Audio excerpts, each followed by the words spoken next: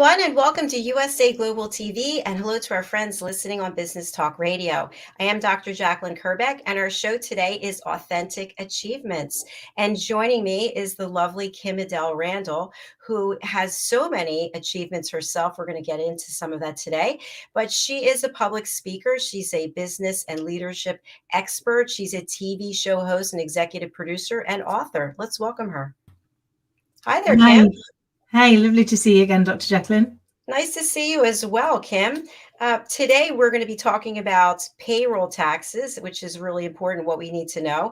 But our guest is not backstage yet. So I thought what we would start off with is your achievements. And authentic achievements can be really any number of things. We were just talking backstage about some incredible things that you've been doing around your home, which not everybody can do. So let's start off with that, and then we'll get into the serious things that you've been accomplishing your whole life. Oh, bless you. Thank you. Yeah, we were just talking about the fact that I'd promised my little girl, she's 5, that I would move her from the little room that she's been in, that's been from a nursery, into the big spare room. And I thought this weekend, right, I'm going to crack on and I'm going to do that. I haven't wallpapered for about 6 years, and I'd only ever done it once, but I thought, I'll give it a try, see how hard it can be. So with my friend who lives a few doors up, who's in a similar boat to me, we were like, oh, come on, we'll do it between us, it'll be fine. So she helped me wallpaper the wall, and then I repainted the rest of the bedroom, and then really started to create a bit of a princess space for her. So put up kind of net canapé and all things like that. Got loads of new cushions, redid all of those parts. And then this morning, which I think was made you laugh, Dr. JACALYN, before we went to school, so in between breakfast and going on the school run, we decided it was a really good idea to upcycle an old silk chaise longue that my mum had given us that was in the wrong colour scheme. So I taught my little girl this morning how to upcycle furniture, and it now is drying and looks beautiful. It's a beautiful silver grey, and is going to be the perfect finish to her room. And I saw the pictures, folks. It's truly amazing, the work that you did, Kim. Thank you. So thanks for sharing that personal aspect of your life. I think that's brilliant. So Kim, let's talk a little bit about all that you've accomplished and why it is that we're doing this show, because you have a whole list of things that you've done, and you've also had a lot of challenges that you've had to overcome in your life. So what would you like to share with our audience? Yeah, I guess I'd probably tell a bit about why I came up with Authentic Achievements. So my kind of life, like everybody else's, is full of its highs and lows. You know, I think life likes to give us a plot twist. So I started off as a hairdresser. I unfortunately had my first illness when I was in my 20s, having set my own business up, and I had to change career. So I sold my business. I got a 6-month temporary contract working for a local bank, and I spent the next nearly 30 years in financial services, mainly worked my way up to the board, convinced that they were going to say, get the hairdresser off the board. And they never did, but I really suffered at the time from imposter syndrome. And then, you know, life continues to give you opportunities and challenges. I had another life-threatening illness. I had a scare. My marriage broke down. My little girl was only 9 months old. And you had to start again. And then a year later, I was COO for a big company, looking after my little girl. We'd settled into being a single parent family, and I ended up in intensive care with double lung pneumonia, and realised something needed to change if I wanted to be around to see my little girl grow, and which I did. You know, I was late having her in life because I didn't think I could have children, and was fortunate and blessed to have her when I was 43. So I made a vow that if I made it out alive, if they let me out of intensive care, I would make the changes to really spend time with my little girl. And so I did. I came out, I quit my job, I set my own business up, and I retrained to be an exec coach. Then I trained to do some Marshall Goldsmith training. And then I really got into the training piece because I also trained to be a face whisperer. So I'm qualified to teach people how to read micro expressions. And then I kind of fell into writing books through anthologies. I've got 4 out, and I got the idea for Authentic Achievements, which is the book I'm writing at the moment. And it's based on the things I've done for 30 years to help businesses to achieve sustainable, guaranteed growth. And while I was doing that, I wanted to interview other people about their achievements, because our achievements are about anything that makes us feel good. It doesn't have to be the same as somebody else's, but I wanted to be able to show people that actually, if we've got a purpose, if we've got a drive, then we can overcome the challenges. And so I started to interview people for the book so I could put some quotes in, and thought, wouldn't this be great to be able to share it with people, to share people's stories and hopefully inspire others to overcome their fear and go and achieve their goals. And that's where we got talking, wasn't it, Dr. JACALYN, to say it felt like a great show, hopefully, for your audiences here, for us to be able to share people's experiences and how they've achieved what they wanted to. Yes, thank you so much, Kim, for sharing all that with our audience. What do you think your little girl, Scarlett, what do you think she thinks when she sees you? Like, she knows that you're mommy and you're there for her, and that you're taking really great care of her. Do you think that what she feels is your biggest accomplishment is the love that you have for her? I really hope so. I mean, if anyone were to ask me what is my biggest achievement, it's her. She is the most, I'm about to be the world's most biased mum now, but I own up. I am a very biased mum. She's the kindest little girl. She's really caring. She's really loving, and she's really smart. In that she wants to learn. She wants to be involved. And I guess, we talked about her getting to upcycle this morning. She just wants to be part of what you're doing. We talked to her. I'm still a single parent family. And I say to her, look, we're a team, darling. So, mummy needs you to help her out because we're a team. And she gets that. And she'll say, mummy, we're a team, aren't we? Can I do some of the decorating? So whilst I'd done her room for her, because I wanted it to do it as a gift, when we came to do mine, I did let her help decorate. And someone was like, she's 5, you let her loose with the rolling brush. And I was like, I did. But, I was with her. I made sure that, she was obviously ground level, so she couldn't hurt herself. I said, and I can touch up any bits that went wrong. I said, but she's so proud of the fact that she helped.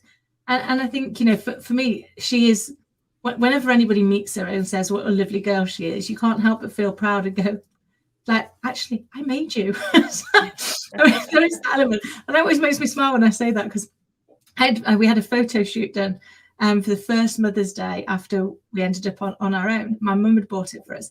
And when my mum saw the pictures, she was like, can I have that picture of just you? I don't like photos. So she hasn't really got very many of me. And I was like, yeah, why? She goes, I just want to let people know I made that. And I was like, really? And now 5 years on, I totally get it. You kind of can't help but look at it and go, that little person and all that they become is about them. It's all them. But you were a little part of that journey. And the joy of getting to walk that journey with her, see her when she comes back and she's so excited about her day or what she's learned. Or last week she won Superstar of the Week at school for independence. And she was so proud. She came out clutching this certificate in both hands. I was so excited to tell everybody. And you think that's the kind of joy that we want to help people re-find, isn't it? Because we all had that when we were that age. And then we learn fear, I think. And then we start to become fearful that we're going to mess up or get it wrong. And it's like, I wish that I could embrace life in the same way she does, with that kind of, it's almost like, as long as mummy's nearby, or as long as she's got a favourite teddy close to hand, there's nothing she can't tackle. Oh, that's so precious and beautiful. And think about how you giving her that role has given her such joy and confidence that she can look and see that she created something that she gets to see all the time. Yeah, it's lovely. It's funny that you say that. There's a little video that we made and I'd not said to her what to say. She said, mummy, can you do a video of my room and send it to Granny and Bumps? And I was like, of course I can. So I turned the video on and she sat there and she was like, welcome to my room. This is my room and we created it this evening. And that was how she introduced her room. And I was like, that, for a 5-year-old to come out with that as opening sentence was just like, oh dear, bless you. I mean, poor soul, you are like mini mummy, aren't you? Is she available to be a co-host on a new show?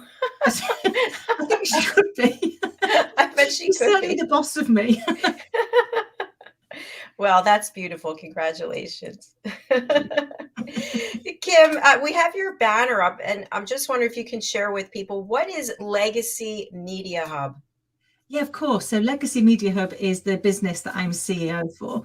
And what we do there is really help people to pull out their own brand, whether that's as their business or as an individual. We help them to create a compelling story that actually connects with their customers, is authentically them, and allows them to be heard against the crowd. Because as we know, it's a really crowded market these days, whatever offering we've got, whatever service we're providing.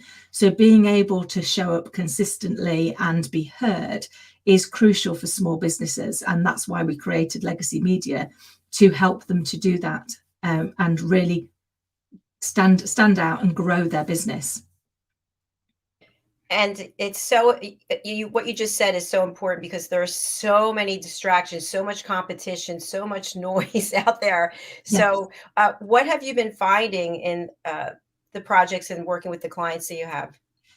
Yeah, what's been interesting is getting people to be true to who they are. I think too often it's very busy, isn't it? It's very noisy, and we look and go, oh, so and so's doing that, maybe I should.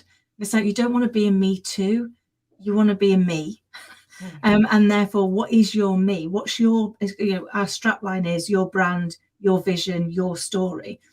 Leave a legacy, because we're all leaving a legacy. And actually, the first things we talk to people about is like, just chat to us about who you are and what makes you different. What value do you bring? What gives you authority and what gives you credibility? And we have these chats with people to help them start to build a brand grid, so that it's really about them, what's important to them, what are their values, and we use that as the start point. And what's lovely is the feedback we get from clients is that they come out of those first sessions going, well, I feel really good about myself, and I feel like actually I know what I'm doing. And that's not, we've not even done anything really at that point. We've just chatted and started to pull it out. But it's one of the things that I think sometimes we don't do as business owners, is we don't sit down and think about who we are within our business and what's important to us and how do we stand. And yet when people look at our businesses, they see us. So if there's a mismatch in that, then if I tried to be some corporate, well pulled together, well polished being, it would fail dismally, because I'm like a hyperactive puppy dog that thinks it's a good idea to do upcycling before breakfast. So it wouldn't ring true to anybody. Whereas if I look at some of my friends who are beautiful people, but they are very corporate, if they came in and said they've been upcycling before breakfast, you'd be there going, really? Who did you buy to do that for you? Because it just wouldn't be their fit. So I think it's helping people to gain the confidence to be themselves and take their business forward. Because one of the things that I guess people are starting to realize is whatever we do in life, it comes down to people. We've got customers, but they're people. We've got suppliers, but they're people. And we've got colleagues, also people. And guess what? We're people. So it's all about, how do we build those relationships? How do we connect with people? Because people buy from people that they know, like, and trust. And so what we do with Legacy Media is help you to tell your story, so that people can connect with you and work out, do they know you? Do they like you? Do they trust you? Because that's when the relationship can start to move into you being able to provide them your service. And it is one of the big things that we see is people trying to work out, how do they connect? Because there's so many things you have to do. And we were talking about this, weren't we, Dr. JACALYN, just before we came on, about the fact you go into business and you've got an idea, but all of a sudden, on day one of setting up your own business, your IT, your HR, your payroll, your finance, your health and safety, your facilities, you might not necessarily have that in your toolkit as things that you were great at before. But as an entrepreneur and small business owner, they need doing, don't they? So we have to learn a lot of new skills, I think. We have to learn a lot of new skills, and we have to trust other people who are experts, let's say in accounting, or legal advisors. It's a lot of things at one time. And Absolutely. a question I have for you, you also mentioned that I think you said you're a face whisperer. I did. So that has to come in handy when you're dealing with people, right? You look for little micro movements. Give us some ideas of some, like Yeah. what can So, we look for? of course. Micro expressions were identified in the late 1960s by a gentleman called Dr. Paul Eckert. And what he identified was irrelevant of our age, our race, our gender, our culture. In fact, even if we were born blind, we use the same combination of 43 muscles in our face to demonstrate the same 7 human emotions. So, and these micro expressions, our emotional brain responds 24 times faster than our thinking brain. So by the time we think, don't show the emotion, it's too late, it's already out there.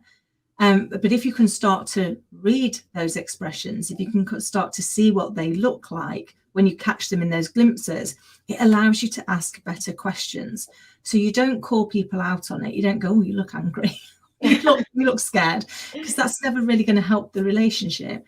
But if you see somebody who is looking angry, and you'll see if somebody is looking angry, because what tends to happen is they really narrow their eyes, they get real focus on what they're doing. Their brows come inwards and knit down, and their mouth tends to be quite straight and no upturn. So you wouldn't say you look angry, but what you might do is say, can I just check if this is going the way that you expected it to go? So if I'm having a conversation with people, or I'm delivering some training, and I see anybody that looks a little bit annoyed, I'll ask that question rather than call them out, because it allows you to give them a safe space to go, I thought you were going to talk to me about X or Y. Happiness is actually quite an easy one. But one of the things to work out is how genuine the smile is.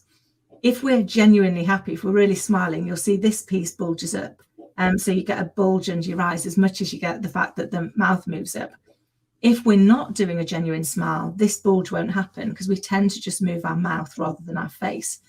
And that can cause real challenges, particularly for people when they're looking at the pictures that they want to use in their advertisements, because we live in a world where we want people to be perfect, don't we? So one of the things that often happens is people airbrush out the bulge, because they don't want them to look anything less than perfect. But the thing is, we then will look at it and go, that doesn't look right. And you might think, well, that's right for you, Kim, you've trained in this, but for the rest of us, we don't know. But there is actually, we get those gut feels, don't we, that something's not quite right. And I was working with one client who asked us to go and do some research. And as part of that research, we were giving away free samples, same picture of the same girl, but in sample box A, she had got a genuine smile that hadn't been airbrushed. In sample box B, she'd had this part airbrushed out, so it wasn't a genuine smile. And throughout the day, we moved stuff around and we swapped it over to make sure there was no left-right bias. But 85% of the samples got taken from the boxes that portrayed the genuine smile. So even if we think people don't know this, they do on a gut level. They know how to look for this. Another one that is really useful to look out for is contempt. And contempt is where you only see one side of the mouth move. Doesn't matter which side it is, but the smile will be a half smile, a bit like the Joker, like Jack Nicholson plays it. It's the perfect example of contempt. And if you see contempt, particularly in an interview situation, it's one to ask more questions, because you really want to be careful. If the person is feeling that they are better than you and better than what you're doing, that's possibly not going to be the most winning relationship you ever had. It's fascinating, Kim. So with the contempt, how do we know if the contempt is towards us or just towards a situation? Great question, Dr. JACALYN. Thank you. And that's why I always say, never call people out on it. Ask questions, because actually, and I've done this recently. I ran a recruitment firm, and somebody demonstrated contempt in an interview situation, and rather than go, you look like you think you're better, was like, oh, could you tell us a little bit more about your experience to date, because this looks like it's something that you're used to. What transpired when he was talking to us about it was he'd had a really bad experience with his previous employer.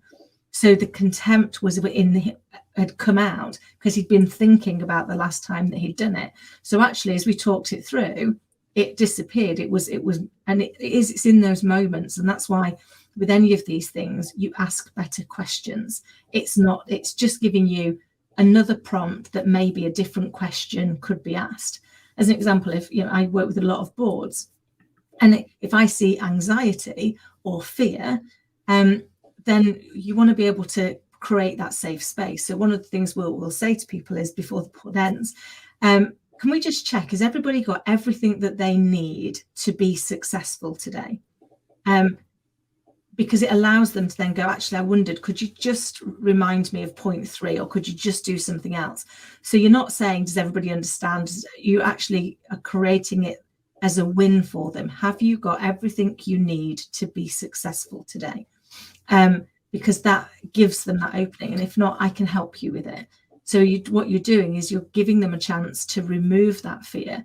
And it's really useful these days when we're thinking about our well-being at work. If we can see that somebody's anxious, when we're doing a lot of things like this that are virtual, and we see that anxiety, which is where the eyebrows raise up, the eyes widen, often can look very similar to fear, then it allows us to do a follow-up. So I've seen that before when I've dealing with teams that I've been working with. And what I've done is follow up with somebody and say, I just wondered if you fancied a virtual coffee, because I don't know about you, I'm finding it a little bit hard, the lack of social interaction. Again, you're not making it because it's going to be their problem, but what you do is take them to a different space and have a different conversation, so they can say, actually, yeah, I've been really missing that as well. I'm finding it really hard. Okay, well, let's chat about it together. How might we be able to help? So it's all about asking questions and improving the conversations, I think. That's really fascinating. I'm wondering, would you compare this skill set to mind reading? You could read someone's mind by reading their face. I guess maybe a little bit, in that they don't necessarily know that you've seen it. I mean, the minute I tell people I'm a face whisperer, you see people go, what's she reading? When I first met the lady who taught me, and she told me to face whisperer, I spent the entire time trying to hold my face, going, what am I showing you? So I don't want to do it. And actually, I say to people, I don't do it all the time. Yes, it's there, and you spot it. I said, but it's more a case of if the conversation doesn't feel like it's going right, it's a little bit like body language, and people do NLP and things like that. It's looking for those spots that go, something doesn't feel quite right here. And actually, all I want is to have a really good conversation that leaves the other person feeling of growth or expansion or happiness, that they wasted their time talking to me. So actually, if I can use it to identify those little spots, then that really helps. But teaching it to businesses and to their teams really helps them improve their organization and their culture, because again, they're able to spot it for each other. And I get into lots of conversations with people that are like, it's like you've read my mind, or it's like you've known me forever. And it's like, I guess, and you're great, aren't you, at the whole really effective listening, making sure that we are really paying attention to what people are saying and what they're trying to get across. And I try really hard to listen to the language, because we often will give ourselves away with the language that we use. I was talking to somebody the other day who, like, are you okay? And they were like, yeah, I'm fine. Well, I always think if I ever say I'm fine, I mean, I'm fed up, insecure, neurotic and emotional. So I wish you had run away. So I'm never actually fine. If anyone would say, how are you? I'm either great or I'm fine. Fine means things aren't going well, and I just don't want to talk about it. But this particular girl had gone, yeah, things are okay. Things are, they're okay. I'm soldiering on. I was like, it's an interesting choice of words, soldiering on, because that sounds like you're in battle. Yeah. And then she was like, oh, it's like you know me. I was like, no, I'm just interested in that you chose those words, but actually her expression was showing a variety of emotions, from frustration to anxiety. And you kind of just looked at that and went, that doesn't marry up with I'm fine. But again, you don't call them out on that and go, I don't think you are fine, because people have got to be able to make the decision whether or not they want to tell you what's bothering them. I guess for me, it's about how do we teach people the skills to be able to open the space to allow people to step into it if they want to. You made so many great points there. I think when someone, if someone says to me, I'm fine, I think to myself, they're definitely not fine, and or they don't want to talk about it. Yeah. So then it's almost like, do I want to go down that route and start asking probing questions to get them to open up? Because I always think to myself, they probably need to share. They probably need to, but am I the one is the can opener, I would say, so it's kind of a tough thing, but I love what you're saying about being able to read these micro expressions, because you already know before whatever their answer is, you can see it on their face. Yeah, and therefore you can see, and if you start down a line of question, you see that they're deepening their emotion, then you might back away and go, today's not a good day to be going down that route. But and it's all about treading gently, and it is about creating just a space that they're free to step in or step out of. So don't go straight into the probing, or I really think you should talk about this, because again, that doesn't really help.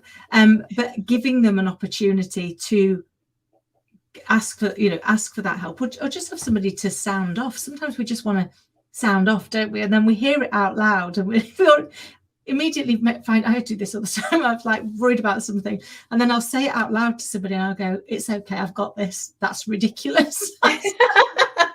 Yeah, once you verbalize it, yeah, it's kind of like, whoa, what am I doing? But in your head, it sounds so plausible, doesn't it? When it stays in here, it sounds plausible. We start to validate it. It starts to become our reality.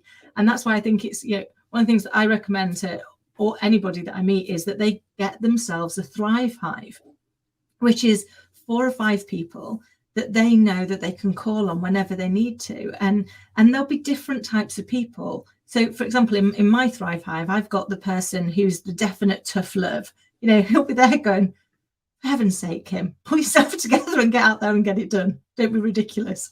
But I've also got the person that will just give me the tea and sympathy and let me just get it out of my head when I'm not ready for tough love yet. And I've got a whole range of them, but they're there to help me in those moments of need. And there's no judgment. And there's no judgment. They're just there because they care. And because they want the best for you. And I'm very privileged to be part of a number of other people's Thrive Hives. And I am really proud whenever anybody asks me if I'll be part of their Thrive Hive, because what a huge privilege for somebody to say, I trust that you've got my back when I need it. I've never actually heard that phrase before, Thrive 5, but I think that's something that we all should look into. That sounds like a great way to validate what you're feeling, or validate the fact that let it go. Yeah, because we do, don't we? We get, I often share, when I had the first time I had to go and ask people what they thought were my strengths, they came back almost unanimously with brave and fearless. And I was like, I live in fear every day. I lived in fear of being found out to be an ex-hairdresser. I live in fear of not being good enough. I live in fear of or I did. And I've done a lot of work since, but at the time I was massively fearful. And I had to go back to them and I was like, I'm really sorry, I don't understand. You're gonna have to explain it to me. I don't get it. And these were colleagues, these were family members and friends. So it was a whole mix. They all came up with the same words. And they said, Kim, you will literally up sticks and move somewhere that you don't know anybody to do a job you don't think you can do. And we're like, But that's brave and fearless. And I went, oh, I thought it was flighty and a little bit stupid. I've lived my life for the last 40 odd years feeling flighty and a little bit stupid. But your perception of how I've lived my life is brave and fearless. And that's why I recommend to everybody, ask people what their view is, because you may be completely surprised with what other people's view is, and it just gives you a different perspective. And perspective is important. From what you were talking about earlier, how we allow things to get bigger and bigger and bigger. I just wanted to share that I spend a lot of my time behind this green screen. It's very dark in this room, and I might be here for hours. And you think, you're worried about this. Was the production right? Was this or that? And then I go outside, I open the door, I'm like, wow, it's a beautiful sunny day. There's a lot of stuff going on. Like, it's just like you need to change your perspective.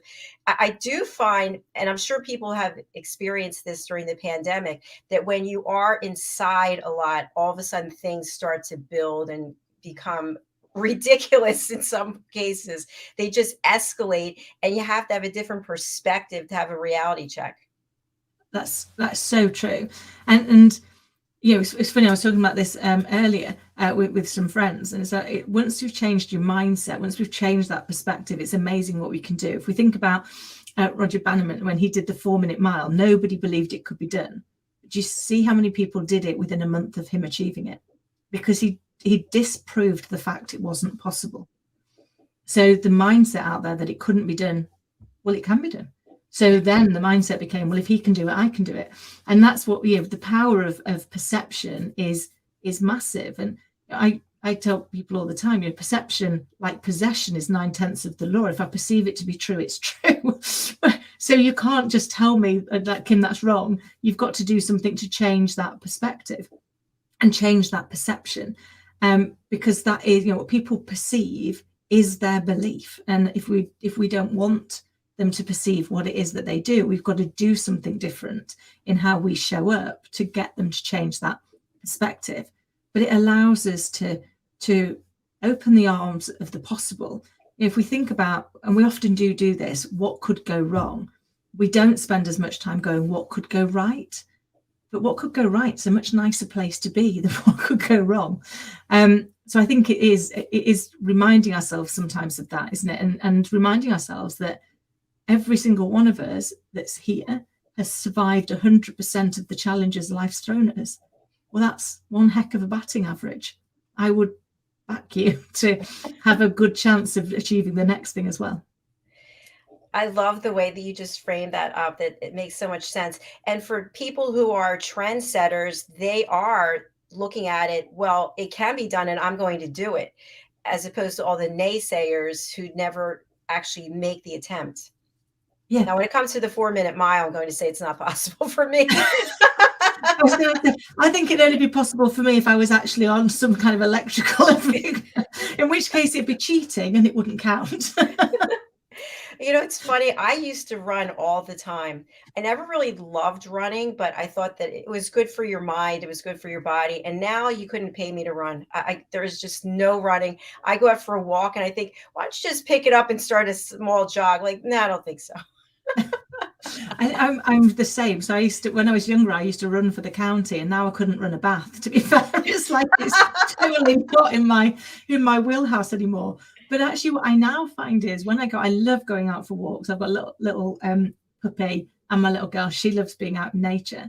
And actually it's nice to just take it in, isn't it? And have a chance to observe what's going on around us. And I think that's probably because I spent most of my life running at things, running at the career, running everything at a million miles an hour, that I now see the beauty in taking a step back and just being present to what's going on, to the sounds that are around us. Because I realized I used to be really bad at that. I'd be kind of like going out on a walk, but immediately I'd pick my phone up and I'm like, oh, well, I could be doing some emails while I'm doing that. I could make a couple of calls. I could just write this list. And it was like, it's only since I'm like, gosh, she'd be walking around going, mummy, a butterfly. And I was like, what's that? Was that? Where was that? And she wants to know what it is. So I've realized now, actually, when we go out on walks, the phone goes away. It's like, no, actually, we're going to be present and we're going to just take it in. And it's such a great way to relax your mind, isn't it? And to clear out those things where I have lost perspective, where I have made them bigger than they were. And it always reminds me of the monsters under the bed. And we had them when we were children. We've still got them as adults. But what we realize is when we were children is once you shine a light on them, they were just yesterday's discarded toy. Nothing worse, nothing more harmful. And that's not necessarily dissimilar to ours. We've just put them into the dark part of our brain and left them there to fester, rather than bringing them out into the light and going, oh, you're not so scary, really, are you? It's like, you're not that bad. I can probably overcome you. I'm glad that you mentioned about nature. I go for a walk. I try to go, I can't go every day, but maybe 3 or 4 days a week. And initially, I was using my phone and leaving voice messages on WhatsApp or this or that. And I happened to look up and I saw trees. There are trees everywhere here. And there's so many different kinds of trees. So I started, instead of looking down, which, we do that a lot. We look down when we're walking or we're on our phone. I decided I'm going to look up. It's good for your posture. And in looking up, I see that there are a lot of iguanas here. And I've actually seen some on the roof of our house on a regular basis. And I was always terrified of them. But instead of being terrified, I started researching about them. And I read that they can run up to 11 miles an hour and they can grow to be 6.5 feet long. And now I have a different respect for them, which might sound crazy. But one of our shows that we have on this platform, we have a pet psychic. And I've learned a lot from her, in that she is all about respecting each and every being and creature on this planet, that they were put here for a reason, except for mosquitoes. She hasn't figured that one out. So, so I now look at things in a different way. Just a quick story. I've always been terrified of spiders. I don't like spiders. So I researched them again. They can actually go for years without eating or drinking anything. So there's a spider in the corner of the bathroom, and it's been here for about 3 months. And I named it Bob. And and Bob is in the corner. And I said, listen, Bob, I haven't been big on spiders, but after meeting the pet psychic, I appreciate you and respect you. So please just stay where you are. Like, don't come over where I am. You can have this section. So anyway, fast forward, making a joke of it. But really seriously, I then, like last week or so, I went in, I said, Bob, I just read that you don't have to eat or drink anything, but you really should get out there. The next day it was gone. And now he came back. So I guess he likes living there. But my point is, like, changing your perspective. Instead of being afraid of the spider, now I have an appreciation for it. I love that. And it made me smile, because it reminds me of many years ago. I got my first house on my own, and I'm terrified of spiders too. And there was this massive spider. And I lived probably about 100 miles away from anybody that I knew. I'd just done one of my up sticks and moved away. There's this massive spider, and I was like, I can't ring anybody to get it. So I had a conversation with it. I was like, I don't like you, and I don't think you like me, but that's okay. As long as I never see you, feel free to live here with me. Wow. I never saw it again. Possibly ran away thinking, oh my God, this one's crazy. So no, I think they can understand. Yeah, I think they can understand. Now, let's be honest. If we had a tarantula, please, if you're in here, please stay wherever you are. But if we had some big, hairy tarantula, that might be a different story. I would then be screaming for my mother. Yeah. I'm so with you. My friend's little, well, I say little boy, is a grown man now. He had a tarantula and a snake when he was growing up. And he used to try and get me to touch the tarantula. I was like, I'll take the snake every time. I can't do it. I'm really sorry. Oh, snakes, I'm not a fan of them either, but they're amazing creatures. And I think the point is, it's all about your perspective, and it's all about being open. And as a business owner, for example, we have to be open to new learnings all the time. And you just shared about this incredible tool from a toolbox about being able to read these micro expressions, not to invade someone's privacy of what they're thinking, but to have more of a cohesive and valuable relationship with that person. And it's funny. I mean, I remember watching Bob Proctor do this many years ago, and I use it all the time. He held up a book, and on one side there's a word. In fact, I will do it briefly now. If I held this book up and said there is nothing written on the cover, the more I tell you there's nothing written on it, the more you'll think I'm crazy, until I turn it round and show you what I can see. And the reason that he shared that, the reason I share that, is we're looking at the same thing, but we're looking at it from a different perspective. And what happens is, for every up, there's a down, for every left, there's a right. And at the point that we realize that just because I'm right, it doesn't make you wrong, and just because you're right doesn't make me wrong, then actually we can start to see things from each other's point of view and learn something more together. So what I try and do now, both myself and with my clients, is whatever they're coming with, say, could the opposite also be true? Because if you think about that same book, if I chopped off the left-hand side, at the point I get rid of the last piece of the left-hand side, I've also got rid of the last piece of the right-hand side. And it really stuck for me on that, being able to visually see how there is actually another perspective. And we talked earlier in the show about fear. To me, it's an incredible opportunity to meet someone who has a different perspective, but many people are afraid. They won't say they're afraid. They'll show it as anger because someone has a different perspective. I remember when I was very young, I went to New York City and was sitting outside at a cafe, and there were people who looked very different from me and people who were speaking all different kinds of languages, and I was fascinated. I thought, wow, this is cool. I want to be with these people and learn more about them. But other people would find that to be offensive. They want to be with people who look like them, who think like them. And I think that's part of where a change needs to take place, and being open to other perspectives, because we learn so much from listening to other people. Oh, we do. And that's such a great point, Dr. JACALYN. There's an amazing book called Crucial Conversations. And it talks about the fact that in life, whether that's in business or in relationships or just in general, just like walking down the street, there are moments in our life where a conversation becomes crucial. And by that, what we mean is emotion comes into it. And what tends to happen is it's because it's one or more people in that conversation are coming at it from a position of fear. They might be fearful that they're going to be made to look stupid, or fearful that they're not going to understand, or fearful that they're going to be sold to, because nobody wants to be sold to. It doesn't matter what it is, but they've got a fear. And then what happens is we respond with either violence or silence. So violence means we become very aggressive, we become angry, we get assertive, we perhaps get louder and shout.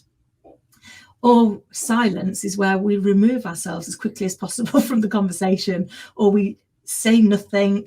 Neither one of them resolves it. And they share this amazing technique, and I promise it works, about reframing the conversation. So you start off, you share a bit of vulnerability yourself. So if I'm having one of these conversations, and very often it'll be with my little girl's dad, I will start with, I'd really rather stick my head in the oven than have this conversation. And the reason for sharing that is so that he knows I'm not doing this to just hurt him or to be difficult. I'm doing it because actually I'm uncomfortable about this too, but we need to do something.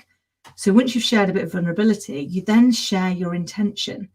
But the reason I'm having this conversation is because it's really important that we find a way through for Scarlett. So there's now an intention. I'm not here to make you look bad. I'm not here to be difficult. I'm not here to have an argument.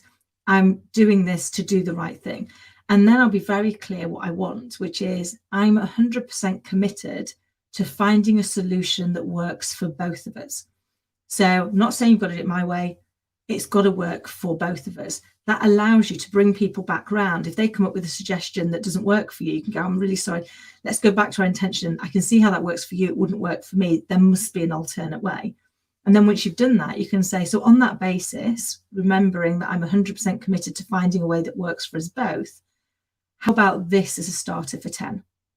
And then sometimes that works. My starter for 10 will be what we do. Sometimes it'll be like, that wouldn't work for me. It's like, great, well, let's bring it back then, because I want it to work for both of us. But it allows us to have a conversation without the arguments, without the fear that's there, and find a solution that works for both of us. And I've used that in personal life. I've used it in business life. I've used it to help clients manage conflict. And it works a treat every time. Kim, I'm adding to your list of authentic achievements that you are an expert mediator and an expert negotiator. Thank you. But you touched on something that's really important. When someone has a different perspective, I'm open to hearing it. But with the person who's not open, they want to ram it down your throat, right? They get more and more and more emotional and escalate. And then you're just like, okay, I'm just gonna walk away now. So that, I think, is part of the issue, is that you have an open person and someone who's not. And so the person who's open giving you the floor, saying, yes, let me hear what you have to say, but the other person can't even meet you part of the way. So I love the way you framed up that, how to have a crucial conversation. Oh, thank you. And it's true, isn't it? We all see it. I always smile. My best friend, when you play Pictionary with her, if you don't get the picture straight away, she underlines it. It's like, it's not that I can't see it. I just don't know what it is. I'm kind of going to need to draw something different. And I use that when I'm talking to people in conflict. It's like, telling me the same thing isn't going to help. It's not that I'm not listening to you. I'm not understanding it in the way you want me to understand it. So actually, if you could just change the words for me, if you could just help me to, I'm seeking to understand. So could you just help me, because I'm not getting it, and I'm not trying to make you angry. I'm not trying to make you upset. I desperately want to understand your perspective. So it just allows them then a chance to go, okay, maybe I need to use different words, because you're right. If not, we've all been in those conversations, haven't we? Where you're like, okay, you could get a little bit louder. It's not going to change the fact that I still don't understand what it is that you want. And I find myself in that sometimes. I try and be with my little girl, I try and always explain everything, but I'm a human being, and occasionally on the 58th time of saying please eat your dinner, my patience levels disappear, and I'm like, eat your dinner. And then I immediately have to come back and go, right, okay, mummy's sorry, I shouldn't have shouted at you because that was silly, and if I'm shouting at you, then that means mummy's lost control of her emotions. But it was okay for mummy to be frustrated, because I had asked you, hadn't I, lots of times, yes mummy, this mummy.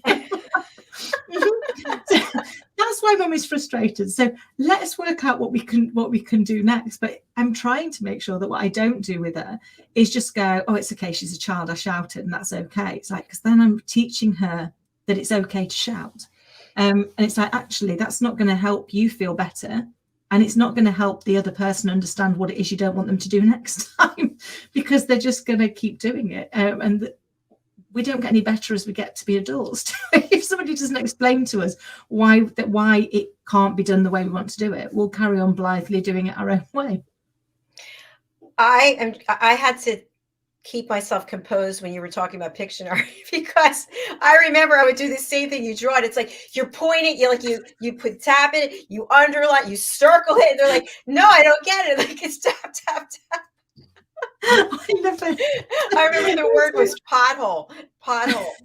Nobody could get it. And it's true, isn't it? Because you're in the moment and you get it. You know exactly what it is. And I think that for me is one of the bits that, when we think about communication, we know what it is that we want to say. So when the other person doesn't get it, we get frustrated, because you're like, why don't you get it? Because this makes total sense to me. But actually, it's thinking about, how do they need to hear it for them to understand it, rather than how do I need to say it to be heard? Because communication is only as effective as the person who you're communicating to's interpretation of what it is that you've said. And I think listening is unfortunately a bit of a dying art, and I know that that's what you are amazing at. But too often people listen to interject rather than listen to understand, because they worry about leaving that space, don't they? And if she stops speaking and there's like silence, that'd be horrendous. It's like, silence is golden. It's thinking time. It's like, it means that you've actually given somebody. One of my friends calls it listening is an act of love. If you listen to somebody just to listen to them, and therefore you're comfortable, you're going to get to the end of that piece, and there may be silence for a second or two while you think about what you're going to respond. That is such an act of love, versus they're halfway through and you're already thinking about what you're going to say next, because you're fearful that there will be a momentary silence. And I think if we can learn to be comfortable with the silence, we'll learn a lot more about each other. Brilliant points. It's interesting because here, on this platform, USA Global TV, we don't use scripts. We don't have questions in advance. And sometimes when a guest reaches out, they want to know, what are the questions? No, there are no questions, because we have to be fully present. Mm-hmm. And sometimes on the shows, I will be listening intently. And then when the person stops talking, I don't say anything, because I'm processing it. And I see faces going, oh my gosh, is something wrong? Is she okay? Is she here with us? Yes, I'm here. I'm processing the information. But I have to say, I'm sorry that our guest didn't make it, but you and I have had a great conversation today, and you've shared so many gems with us, personally and professionally. I've just had a blast. Oh no, I've had a blast too, and thank you for letting me chat away about my randomness. It's been an absolute joy, as it always is, and I hope some of it has been useful for our listeners, and gives them some ways to help gather their perspective, because we all need that, and we can't do it always for ourselves, can we? No, we can. And I definitely have taken away a number of things, especially, I'm just going to put this out there, even with my communication with my mother. She doesn't always understand what I'm saying. And sometimes I'll just keep saying it. I'll try it in a different way. I thought if I spoke French, maybe no, but she doesn't speak French. And now I realize that she has a different perspective, and I need to speak to her the way that she needs to hear what she needs to hear.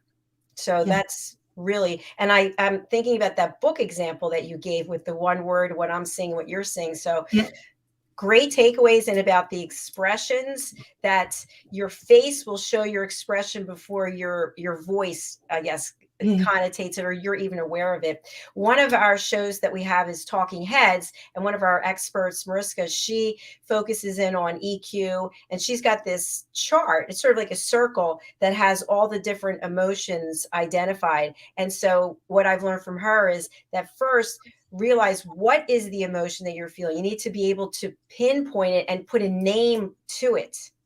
yeah. That is so true. I mean, one of the things I say to people is, how can you lead with emotional intelligence when you don't actually know what emotions look like? Because until you know what they look like, you don't know how to manage them. So if you really want to be the most effective leader leading with emotional intelligence, you need to learn to see what it is that's being shown to you. Because once you can identify it, you can work with it. But if not, you don't know what it is that you're really working with. Absolutely 100% spot on. I'm sorry that we have to close out because it's been so much fun. And I'm sorry that folks who wanted to learn about payroll taxes didn't get to do that. I am going to put up this comment. Our guest is not here, but out of respect to our guest, I'm just going to share this. If you want to get, let's see, he has an offer for his book, which is called The Payroll Book, a guide for small businesses and startups. And if you click on this link, the payrollbook.com, and enter coupon code podcast at checkout, you can get the book. So there you go. Kim, I'm going to spotlight you. And if you can share with our audience, for people who are not able to read the banner, what's the best way to contact you, and who would you like to reach out? Of course, and thank you so much. So please do get in touch at kim@kimadelrandall.com, or you can visit our websites at www.authenticachievements.com or www.legacymediahub.com. And really, the people that I work with are either leaders or organizations who want to improve their communication and their culture, or within legacy media, helping you to find your brand and stand out from the crowd. Thank you, Kim. And for folks who are joining us, you are not on daylight savings time yet, but you're going to be this weekend. That's right. So this I had to work that one out this week, going, oh no, I'm an hour earlier today, and then next week I'll be back to my normal time. So I did manage to make it on time and not be an hour late. Well, thank you. I appreciate that, because I'd be standing here talking to myself. Our guest next week is Tracy Lamori. Yes, that's right. Okay, I said it right. Perfect. So we'll be back at 2 p.m. British Summer Time. That's right. And 9 a.m. Eastern Standard Time.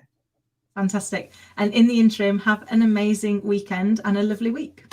Thank you, Kim. You as well. And keep up that great work with redoing the house. I think next week we should have the pictures uploaded so people can see the fabulous work that you and Scarlett have done. Cool. I will do that. Okay. Thank you so much. See you soon. Bye. Bye. Thank you, everyone, for being here. Our next show is The Power of Etiquette and Manners, but Philip Sykes is on vacation today, so we will not be coming back for that show. Our next show will be Adversity to Awesome. I had to think about it. Adversity to Awesome, which is at noon. And then we have our regular schedule for the rest of the day. If you would like to be a guest on any of our shows, please go to our website, usaglobaltv.com. And at the top, you'll see book your session. Also, we have a special reunion show that is coming up. That is May the 1st. I have a graphic for that. Let me find it. Anyone and everyone who wants to promote their business is welcome to join us. Here it is. So this opportunity is for you to have 15 minutes to present to our audiences live about your service, your product, your business, your book, your music, your event, and you'll also get to engage with the other people who are attending. So we are live streaming for 6 hours, and of those 6 hours, you will actually be on for 15 minutes, but you can actually be on the screen for a good portion of the hour that you are slated to present. So all you have to do is go to this link. I'll be posting it, which is on Eventbrite. So it is the USA Global TV reunion event, and you can sign up there to book your session to be on with us then. So we hope that you'll join us. Obviously, space is limited because we can only have 4 people per hour. We'll be live streaming for 6 hours, and Mr. Al Cini, who is a co-host, a talking head, and an elevated listener here at USA Global TV, and a personal friend and my mentor. He will be co-hosting it with me for the 6 hours. All right, thank you so much. We're going to close out with some clips to support people in Ukraine.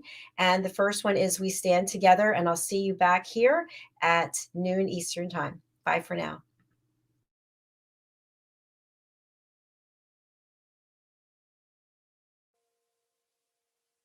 Just call my name if you ever feel down or feel afraid, 'cause nothing is stronger than men who stand as one for a long time. All the things that pass, million times the troubles seem to be easy, and days felt so bright with you. I remember you always been my family member. That's the time when we need to stand together. I made this song for you. Hope it reaches and puts a little bit Smile on you and fills your mind with hope, because you're not alone.